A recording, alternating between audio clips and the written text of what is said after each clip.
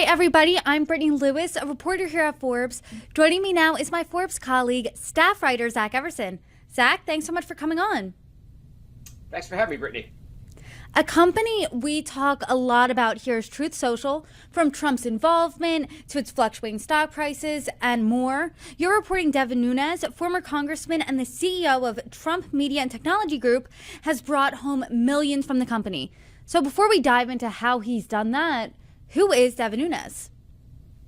Devin Nunes is a former congressman from California, rural district there, Republican. Prior to that, he was a dairy farmer.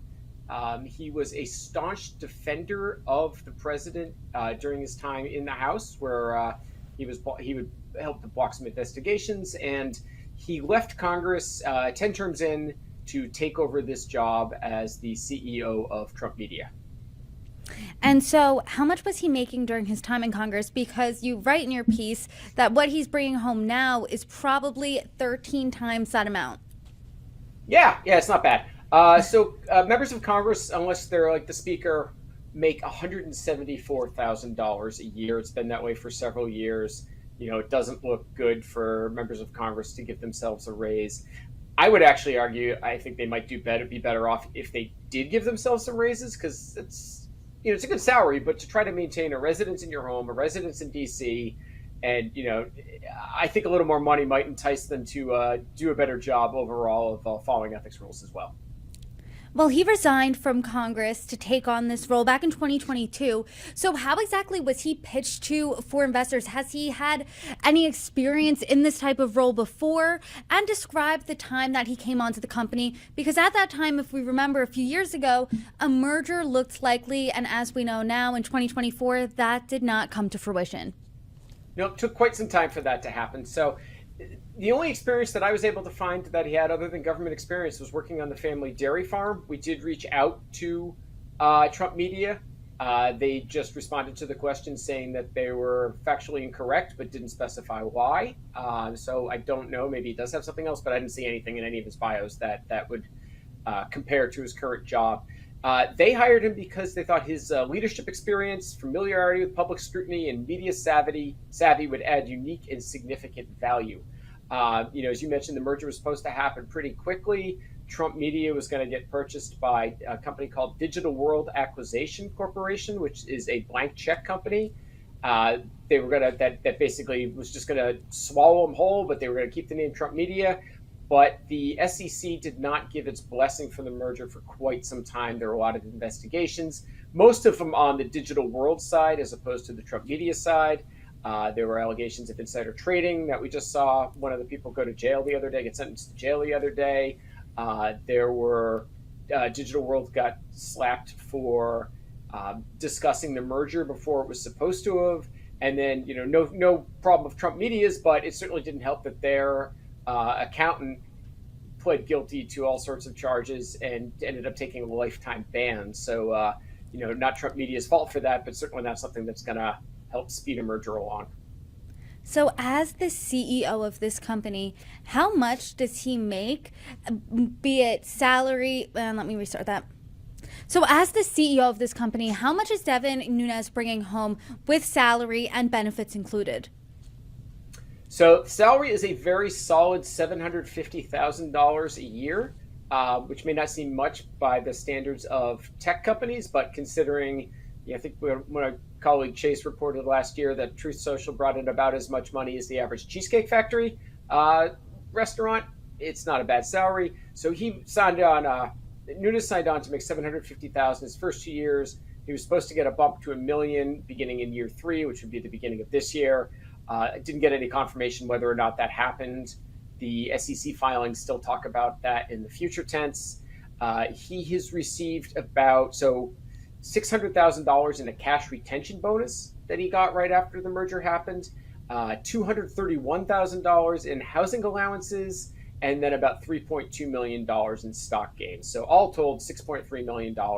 He sold some of his stock back in August, right around the date that they were first able to, as did several other executives, not Donald Trump. He did that to cover some tax withholding, supposedly, but he still has maintained most of his shares. So You said, and our colleague Chase reported, that Truth Social brought home the amount of an average Cheesecake Factory. So simply put, can the company afford paying their CEO this amount of money? Well, right now, yes. There's a lot of young companies they're putting out there that they are at a growth stage.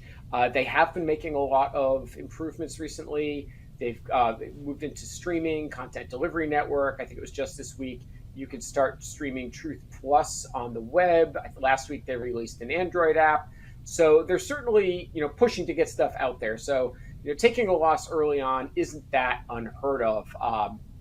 But again, it's interesting. The financial distance company do not the stock price does not match the corporate financials. What is the stock price?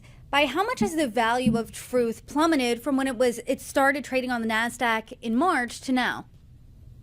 Well, the high it hit was on that first day. It reached $79.38 a share.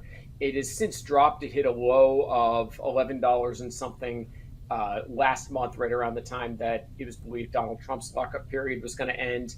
Today it closed at $29.90, so it's come back up a bit since it bottomed out. It seems like the prices seem to fluctuate more with what's going on in Donald Trump's political career than with the company.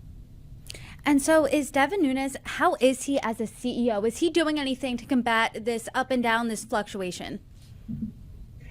He has reached out to some of his former colleagues in the House, writing to 4 chairs of House committees, all Republicans, since they are the ones that control the party, or control the House rather, asking them to investigate possible manipulation of short selling markets. Doesn't seem likely that that's really an issue, but it's certainly, he's been reaching out to them, trying to get them to look into that it might be artificially depressing the stock price. And what is the sentiment at Truth Social regarding Devin Nunes? Do they have confidence in his leadership as, the captain of their ship? Well, ProPublica reported earlier this month that there were some internal concerns and a couple of executives were pushed out after voicing them. Truth Social's Trump media pushed back on that, said that was not the case, and that they are doing everything above board. And what about Devin Nunes? What is his future look like? Does it look like he's with Truth and Trump media for the long haul? Does it look like he could have a political future? So really interesting. He has $13.8 million left in his campaign account. Happened to just look at that while I was reporting this. And that is I asked a couple campaign finance attorneys who confirmed that is a lot of money for somebody who's been out of Congress to still have in their account.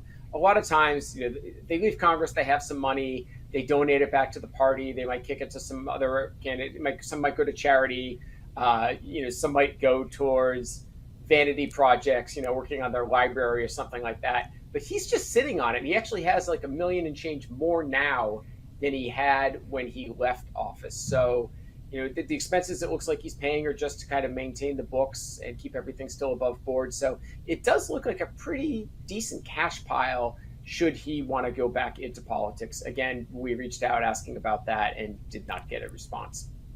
Well, Zach Everson, per usual, I appreciate your reporting. Thank you so much for joining me. Thanks for having me, Brittany. Always a pleasure.